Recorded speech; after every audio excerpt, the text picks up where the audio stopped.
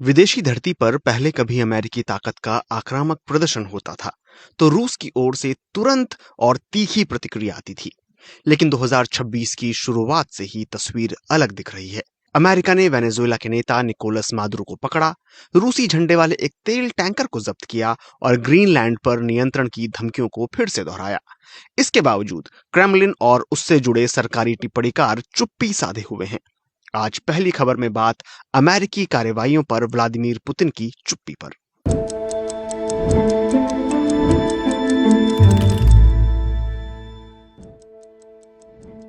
ये संयम उस सरकार के लिए एक बड़ा बदलाव है जो लंबे समय से खुद को पश्चिमी देशों की ओर से कराए जाने वाले सत्ता परिवर्तन और संसाधनों को जब्त किए जाने का विरोधी बताती रही है। रूस ने अमेरिका के असर को बैलेंस करने के लिए वेनेजुएला और आर्कटिक जैसे इलाकों में भारी निवेश भी किया है। राष्ट्रपति व्लादिमीर पुतिन ने अब तक इन घटनाक्रमों पर कोई टिप्पणी नहीं की है। साल की शुरुआत के बाद से वो सार्वजनिक रूप से सिर्फ 6 जनवरी को टीवी पर प्रसारित एक धार्मिक सभा में ही दिखाई दिए हैं। उनके प्रवक्ता दिमित्री पेस्कोव और रूसी सरकारी टीवी चैनलों ने भी छुट्टियों के दौरान इस मुद्दे पर लगभग चुप्पी साधे रखी है। ये खामोशी शायद इस बात का संकेत है कि रूस नहीं चाहता कि डोनाल्ड ट्रंप के ताजा अंतर्राष्ट्रीय दावों को लेकर यूक्रेन पर अमेरिका के साथ चल रही व्यावहारिक लेकिन नाजुक बातचीत को नुकसान पहुंचे। डोनाल्ड ट्रंप ने साल 2026 की शुरुआत ताकत के एक नाटकीय प्रदर्शन के साथ की। उन्होंने वेनेजुएला के नेता निकोलस मादुरो को पकड़ने और उन्हें नशीले पदार्थों की तस्करी के आरोपों में न्यूयॉर्क ले जाने का आदेश दिया और ये भी कहा कि ये लैटिन अमेरिकी देश फिलहाल अस्थायी रूप से अमेरिकी नियंत्रण में है।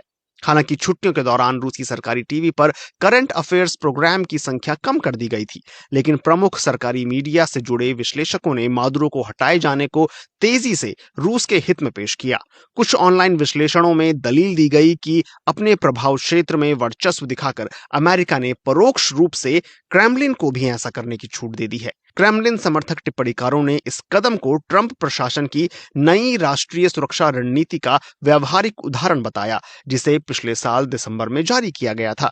इस रणनीति की रूसी अधिकारियों ने खुले तौर पर तारीफ की थी।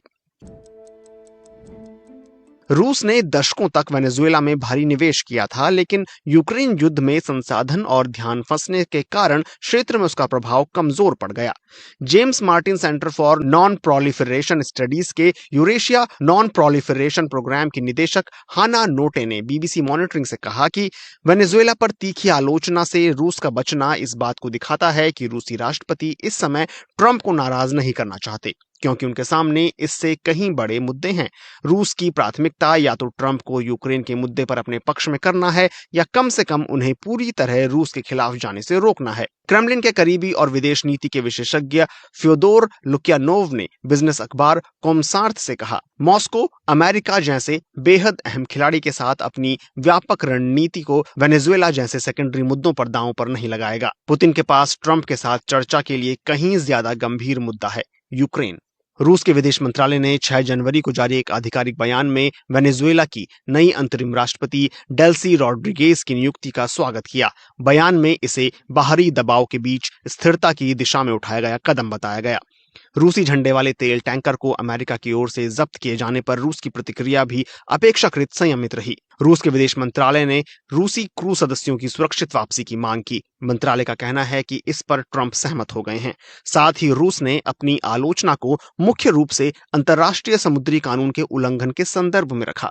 रूस ने अमेरिका या किसी अन्य विदेशी झंडे वाले जहाजों के खिलाफ जवाबी कार्रवाई के संकेत भी नहीं दिए।